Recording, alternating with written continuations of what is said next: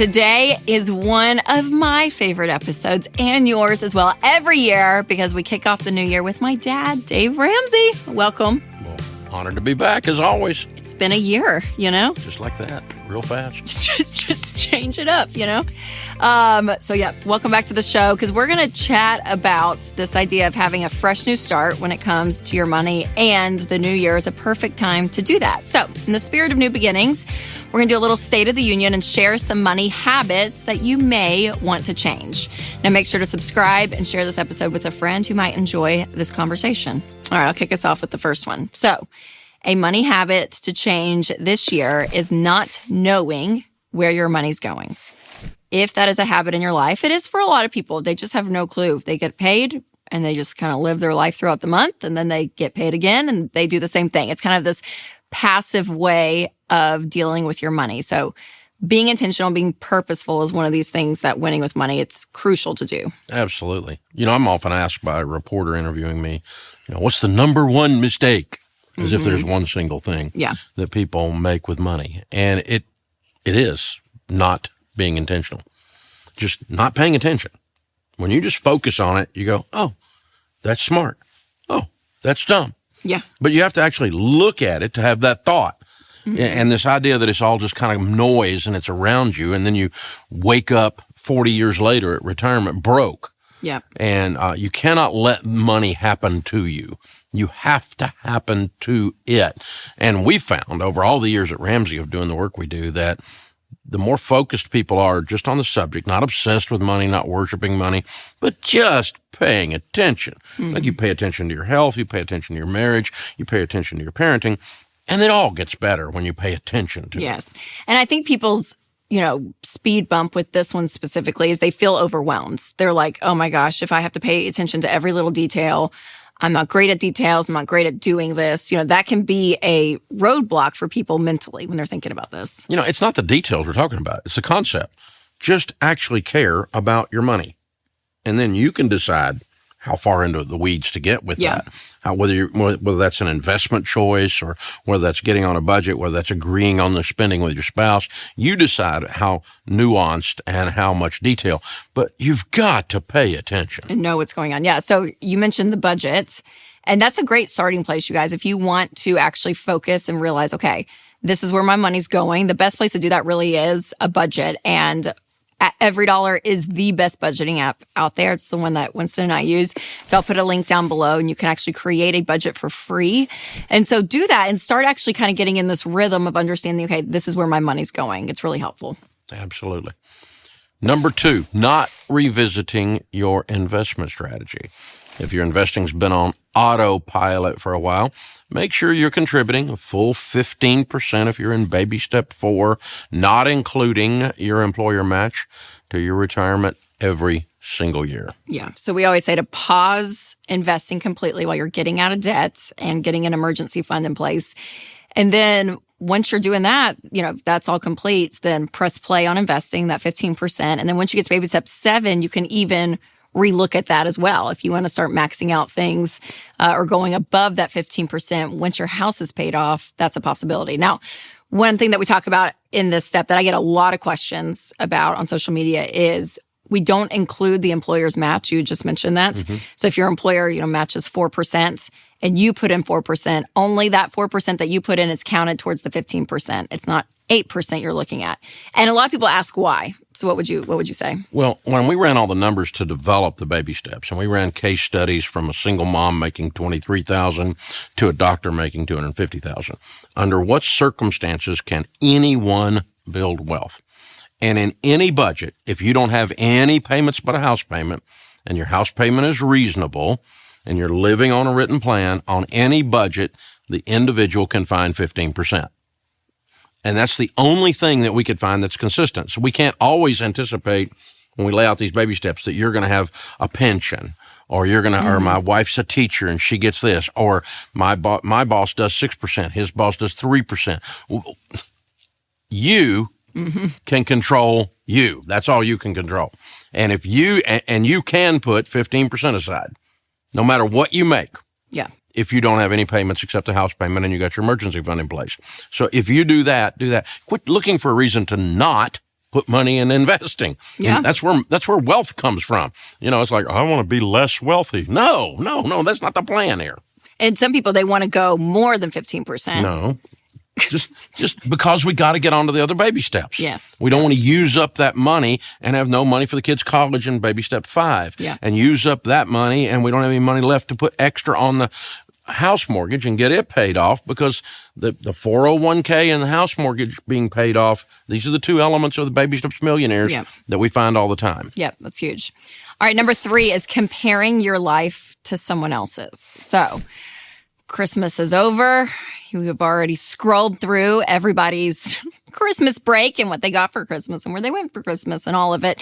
And that comparison game, though, it continues even into the new year. And this is something that is so subtle at times. It can be very apparent, I feel like, in certain moments. But it's just one of those things that it's like it just kind of seeps in and becomes part of your rhythm. And you almost can be doing it without even realize you're doing it. And so the problem with that is as you continue to compare your life to other people and what they're doing, this standard of normalcy or what you feel like everyone is doing, right, is at a certain level. And if you're not meeting that level, naturally, internally, it's going to feel like, oh, I'm behind or I'm failing somehow. And so understanding that your money journey and your path, personal finance is called personal for a reason. I mean, seriously. Being able to put the blinders on and just saying, okay, regardless of what anyone else is doing, this is so crucial to my money journey is not worrying about everyone else. And then the other problem is too, especially on social media with people you don't know, you have no clue what's going on behind the scenes. But that comparison game, I mean, it's been around even before social media, right? The keeping up with the Joneses idea. But it's an interesting mental hurdle for people to get over. And once you're over it to a degree, it's kind of like, okay, I can really focus on what's good for me, and I'm not worried about everyone else. I remember when you guys were little kids, we took a trip to Hollywood, and we were on one of the movie sets, and it was a full street of houses. And the guide said, go up and go in that house. And you open the door, and there was nothing back there. It was a facade. It was just it was just for other people to see. But there was no real house back there. And that's social media posts. Mm-hmm. If you go through the front door, there's nothing back there. There's people who don't have a life. Mm-hmm. They're deeply in debt. Their kids' college fund is not funded. They're fighting about money. And no, you cannot compare yourself to losers. It's a bad idea. Don't do that. Because you go through the front door, there's nothing back there. Mm-hmm. Their life sucks. You don't want to be them. So don't be them. It's a really good rule. Yeah. And, I would rather just be a little calmer, a little more chill. And when I open the door, there's actually a house back there. Yeah, there's something going on. There's some depth there, people. Some depth. It's good. Believing the lie that you're winning with credit cards. That's so cute. If you're scared to cut ties with the points, what if this year you just tried it? Here's an idea. Okay. We've done the largest study of millionaires ever done in North America. We studied 10,167 of them. We discovered that 89% of them did not have inherited money that caused them to be millionaires. They did it themselves by saving and getting out of debt. And so then you ask, okay, what did they do to become wealthy? And we asked them, and out of all the millionaires that we studied, the largest study ever done, the number of them that said they became millionaires from credit card points was precisely 0. None. We did meet a couple people that hit the lotto. We did meet a couple people that hit big in Vegas. We met a few that did that, but 0 became wealthy using credit card points. Credit card points are not designed for you. They're designed for the bank and for Visa and MasterCard to get rich. And you're doing a really good job of helping them get there. Besides that, the math is absolutely asinine. Okay? You get 1% back on your Discover card. Woo! Okay? And that got me I got to go out to dinner. Okay, good.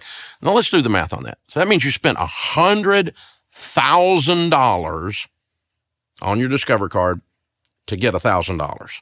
On what planet does that cause wealth building? Where you trade $100,000 for $1,000. It's just, the whole thing is just dumb. So try going cold turkey. Just go, I'm not going to worship points, and see how your life goes. You're going to end up spending a lot less. You're going to be a lot more in control. Yeah, because I think that is one of the problems is when you start entertaining this idea of, okay, points, we can do this and this. You're like, well, we'll get a Southwest card because we fly a lot. So we'll do that. But then also we buy a lot on Amazon and they give you, 3% back. So we'll get an Amazon card too. And then, we want some hotel points. So we'll get the Capital, and you start realizing, oh my gosh, you start opening this floodgate to this whole other concept of money and dealing with money that then removes you emotionally completely from your purchasing, right? I mean, like when there is that middle man and you're using someone else's money, statistically speaking, you are going to spend more.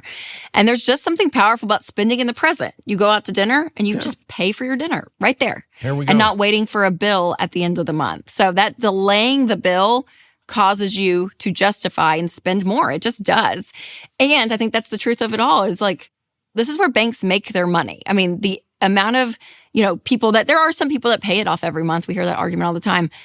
But the percentage of people that don't, what you're seeing, even to me, I'm like, there's even this level of you're getting all of this free stuff because people aren't able to pay off their credit cards, making the banks rich, which in turn is cycling back to you. So like, it's just like, it's this messy concept to me that try it. It's the Chuck E. Cheese of finance. All right.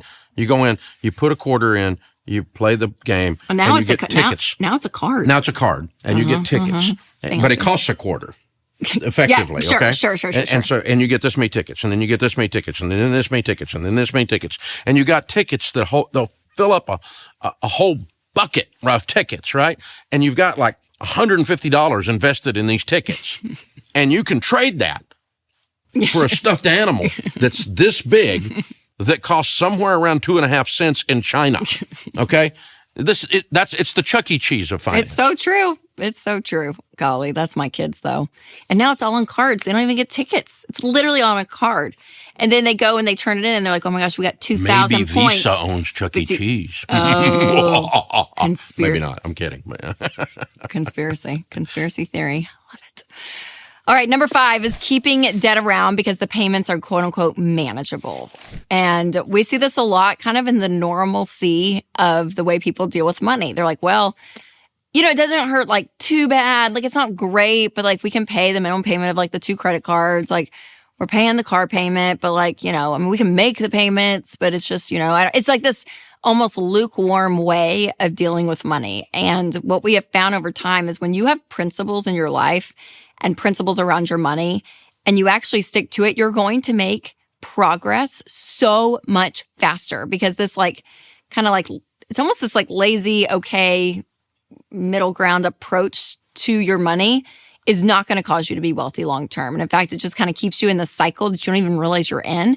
And so understanding that when you get rid of those payments, how much of your income then is freed up. Even though you can quote unquote like pay it, you're paying the bank. Like you're making money for the bank and not yourself. Yeah, it's, like a couple of years ago, I started having this backache and I couldn't get rid of it.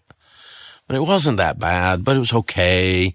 It was manageable. Yeah. But then it got to where I'm like, I was going in for my checkup and the doc said, is anything okay? And I said, yeah, I got a backache, but it's manageable. And he goes, hey, if you'll do 2 things, you can get rid of the backache. If you'll lose some of this and quit carrying that around on your back, and, you'll stretch in the mornings. And I lost 30-something pounds and I started stretching in the morning. I don't have a backache, but it was manageable. Mm-hmm. And it's just like what it is. It's a planned mediocrity is what it is. I'm planning to not be good. Mm-hmm. I'm planning to, and I'm just, it's okay. I'll go. It's just part of life. I'm getting old. And, no, it's not. Lose the belly, stretch. It was not a hard thing. It was not a hard concept. I'm so proud they went like health and nutrition. Your doctor. Who knew a doctor would do that? What a natural approach. I love it. Who knew a doctor would do that? So good. So good. All right, before we share the rest of this list, I want to tell you about one of our sponsors, Delete Me. I saw a headline recently that really caught my attention. 1/3 of the U.S. population's background info is now public. So for 115 million of us, data breaches mean that our info is out there for anyone to find. And this is stuff like our names and addresses and phone numbers and so much more. That is why I love and use Delete Me, because they find and remove your information from hundreds of data broker websites that buy, sell, and trade your personal data. So take control of your online privacy with Delete Me. Individual Delete Me plans start as low as $9 a month. Sign up today at joindeleteme.com/Rachel for 20% off, or click the link in the description. All right, living crisis to crisis.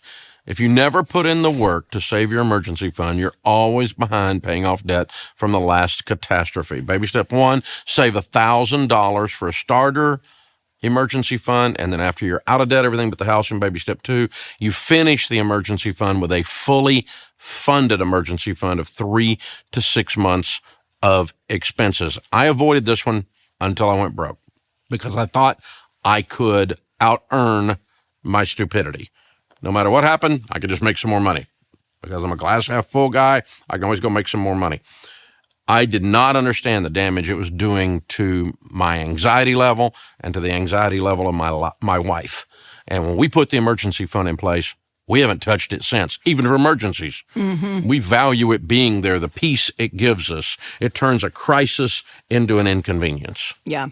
Yeah, that buffer is... I think it's huge. And then I think when you get to that baby step 3, after you have no payments and you have that fully funded emergency fund, there is a deep peace that comes when you hit that step, because for 40% of Americans can't cover a $400 emergency. So think about all the emergencies that come up in life, and big ones too. I mean, like job loss, medical issues. I mean, like big things that, again, you have this issue, right? A medical issue. And then if you have no money to help cover some of that stuff, you're going into debt. So now you have 2 issues, right? A money issue now and the crisis, versus just being able to deal with it. And the peace of mind and the clarity, even mentally, that happens when you just have margin and space with your money and your emotions, like it's huge. It does. It changes your life. And so those are seasons of sacrifice, though, you guys. And I would say sacrifice, because the stuff, for whatever it is that you're doing that's not causing those things to happen,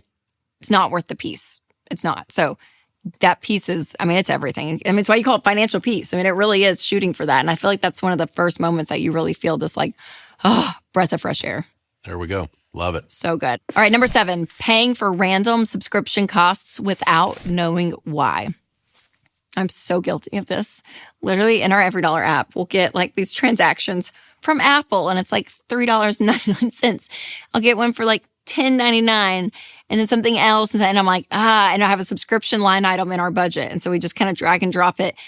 And the other day, I was like, I need to actually like parse out and know, like, what is this $3.99? Is it memory that I'm paying for? Is it Apple TV? Like, I need to like figure out where these subscriptions are, because it is so hard. I'm like, and you sign up for stuff, whether it's an app or something, and it just gets taken out.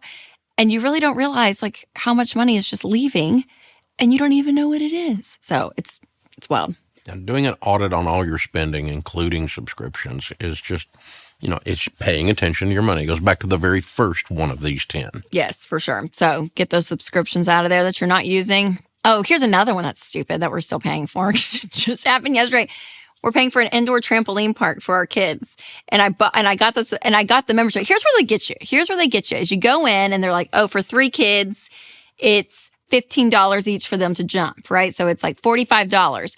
But you could pay $50 a month and have a membership. So if you come in more than once, it's paid for. And I'm like, well, that's a good deal. You kind of go for that like bargain good deal thing. So it's like joining a gym. 100%. Oh, you should see these places. It's crazy. God. So then I sign up. Well, then school starts in August. We've not been since. And have I been paying for that stupid membership? Yes. Yes, I have. So you canceled the indoor trampoline park. I will cancel the indoor. I just thought about it. I'm being convicted in the moment. But it does. It's that stuff True that you're like. Confessions. But then you justify it. You're like, well, on a Friday, if Charles wants to come, we could bring 2 I don't know. You just go through it all. But it's just money leaving. I know. There's my confessions. These are my confessions. Oh, not talking to your family about money. This goes for spouses and kids, age appropriately. It laid a foundation in our kids' lives, and we set our kids up to make even better financial decisions. So age appropriately. We don't want to scare If you've got financial trouble, we're not going to scare the 4-year-old. That's not what we're talking about. But we did teach the little ones at a very early age to work, and work can simply be filling the dog bowl. Work can simply be making your bed. It doesn't have to be anything super strenuous. We didn't send them to the salt mines or anything like that. So live on, work, give. Always do some giving. Every little kid loves to give. It's easy to teach them that. They naturally do it, and they want to give too much, and you have to just help them, have a balance in there. Spending wisely. So work, give, save, and spend. And so they need to be saving something. And then same thing with your spouse. We're talking through everything.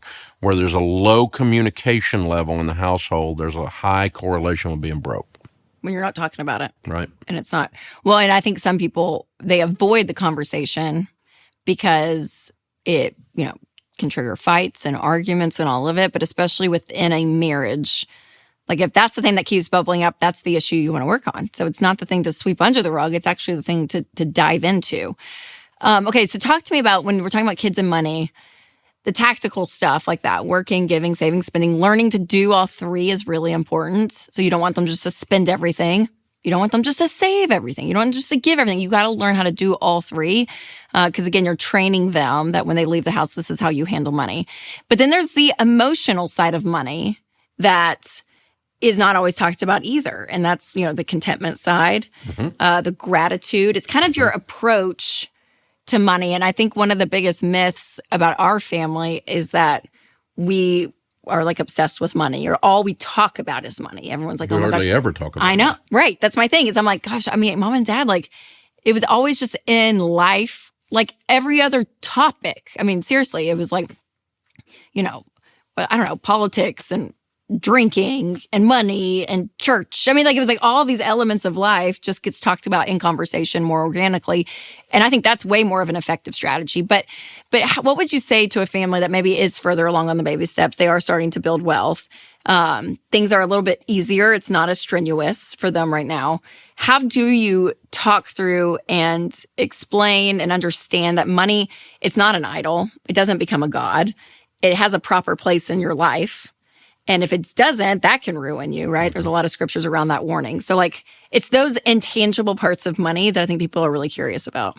Well, I think you're right. The humility, the gratitude, the contentment, those are character things.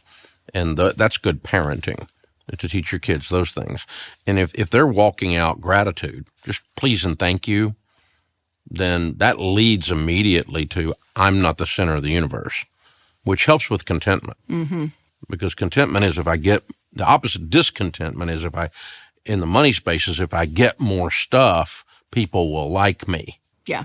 But you create likable kids when they're kind, when they're not self-centered, when they have gratitude and please and thank you and so forth. And so that sets up the idea then that I can live on less than I make. That sets up the idea I don't need debt. That sets up the idea that I can actually give physically some money. I can actually spend physically some money, but buying that thing doesn't define me. It's just a thing. Mm-hmm. It's just a transaction. There's just a thing going on here. It's buying that hamburger doesn't define me. Buying that purse or that car later on doesn't define me.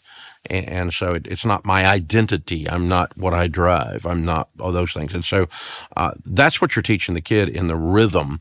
And you're teaching them with work ethic, again, those same things. Money comes from expending effort. And I meet 50-year-olds that haven't figured that out. Yeah. And so it's a great gift to give that to your children. Yeah. So good. So good. All right. Next, number 9 is upgrading your car every time it's paid off. So this is a cycle that a lot of people are in when you're in that kind of car loan world and you end up paying off the car, in 4, 5, 6 years. Like, all right, time to get a new one. And you just keep in that cycle. So if that is a habit you are in, break that habit and say, hey, we're going to pay off the car. And the car is probably going to be great and still very drivable. So keep driving it. Don't feel like you have to get a new car. And then, in fact, what you can do is save up the car payment that you're usually paying for that payment and save it. And then over time, that account builds up. And then you can sell your car, use all of that money you saved, and then upgrade that way versus getting back into that loop of car payments. Chevrolet and Toyota, Honda, they are not going to pay your bills when you retire. They're not going to see in a food basket. Not going to happen. And yet we give them the largest portion of our money. The car purchase is the largest purchase Americans make other than their home. And we meet people all the time with $700, $800, $1,200 car payments and then scratching their head and wondering why they're broke. And the irony is that sometimes you find $60 or $70 or even $80,000 worth of cars sitting in the street in front of a home that is at best called a middle-class home. And with a one-car garage that's full of crap that they bought on Amazon. And so this is what's going on. You have become a consumer at that point, not a producer. You're not an investor. You're just consuming. And you are dooming yourself to stay in that social strata instead of becoming wealthy when the cars parked in front of your house are embarrassingly nice compared to the house. That tells you what's going on. So your cars should always be an embarrassment for the other reason. They should be the worst car in your neighborhood because that's going to indicate that you're leaving that neighborhood, whatever neighborhood it is. I mean, if you're in a wealthy neighborhood, it doesn't matter. Yeah. I mean, you should have the worst cars in the neighborhood. Yeah. I mean, back before like housing went crazy. But I mean, you think about 5 years ago, and getting a home for $200,000, outside of Nashville was reasonable. And then when you look and some of the cars are $80,000, it's almost half the price a car is of the home that it's sitting in front of. Is and what the you're car saying. is going down in value. Right. So we're putting our, not just status, but you're putting literally your financial means in something that is going down in value and is not going to help you long term versus a house, right? Getting a house, that real estate is going to go up. So put your money in things that are going to help you long term, not something that's going down in value. Yeah, it is so, the car thing is so interesting to me. And that's back to the peace idea that, I mean, we talk to people all the time on the Ramsey show and they're like, okay, we're living paycheck to paycheck and you're kind of asking about some of the expenses and they're like, we're just out $400. Like we're $400 in the hole every month. And you're kind of, okay, food, how much is your rent or mortgage? Okay, that's not terrible. You're kind of going through and then you're like, okay, what about your cars? And we have 2 car payments. How much are the car payments? $600 each. $1,200. I'm like, well, there's your $400 in the hole. Like, get rid of them. Like, it's just a car. It is just a car. And then I gave myself the challenge because a lot of people are like, well, you can't find the $5,000 car or you can't find the $4,000 car. And I went on, I think it was Auto Trader. It was just that last weekend. I literally Googled it in Nashville and I was like $4,000 cars in Nashville on Auto Trader. Y'all, it was just boom, boom, boom, boom, boom, boom. And not terrible looking cars. I mean, this was like, you would never know. Like I see it, I'm like, oh, that's not terrible. Now it had a, 70, 80, 100,000 miles on it, right? So they're maybe 6, 7 years old, but they were not this like mix match color, like this idea you have in your head of like a crappy car. It didn't even look like that. Like they were reasonable, decent cars. And I'm like, okay. And it can you're happen. not going to be driving that for long. Yeah. If you'll do the stuff we're talking about in whole, you can drive anything you want later. Yeah. I didn't drive a $4,000 car today, and you didn't drive a $4,000 car today. Yeah. But there was a time I did because I drove like no one else, because I lived like no one else, so that later I can live and give like no one else. I remember that what was the brown car? That's the memory I have going to school in.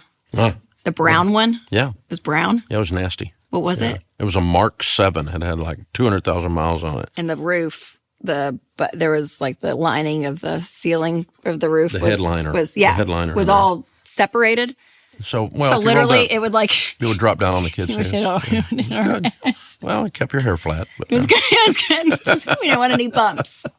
No bumps. That's actually the car we delivered the books out of the trunk of. Yeah, I remember. That's the one I remember. That's the one I remember is the brown one. It was an ugly car. Yeah. It was great, Do what you can, people. And look, we all survived. Your kids will be okay. Your kids will be okay. Yeah, none of them died in the old brown car with the loose. It was actually probably safest. I bet that was a tank. It was a tank. I mean, I bet if you hit into land that. Yacht. Yeah. Yeah, that was it. Yeah. All right, number 10, not prioritizing generosity. Giving changes everything. You got a whole year in front of you. Let this be the year that you make giving a regular part of your budget. You will help some other people. You will change your life forever. Yeah, there's a power in living life with an open hand and making that a rhythm and a part of your financial journey, regardless of where you are financially. Starting that habit this year, huge. Yeah, nothing is more attractive than a generous person, and nothing is uglier than a selfish person. Generous people make better spouses. They make better moms and dads. They make better employers and employees. They make better humans. And I'm not talking about even all the time generous, meaning handing out money out of your fist, right? Mm-hmm. Although that's definitely part of the equation. It's the generous person that holds the door for you. It's the generous person that helps you pick up the groceries when the stupid bag has a hole in it and they roll all over the parking lot. Mm-hmm. It's the generous person that stops because they're not self-centered, they're other-centered. And the interesting thing is, as you build the generosity muscle, you are forcing yourself away from the natural human state, which is selfish, mm-hmm. along the spectrum towards selfless. And honestly, you're just much more attractive. Yeah.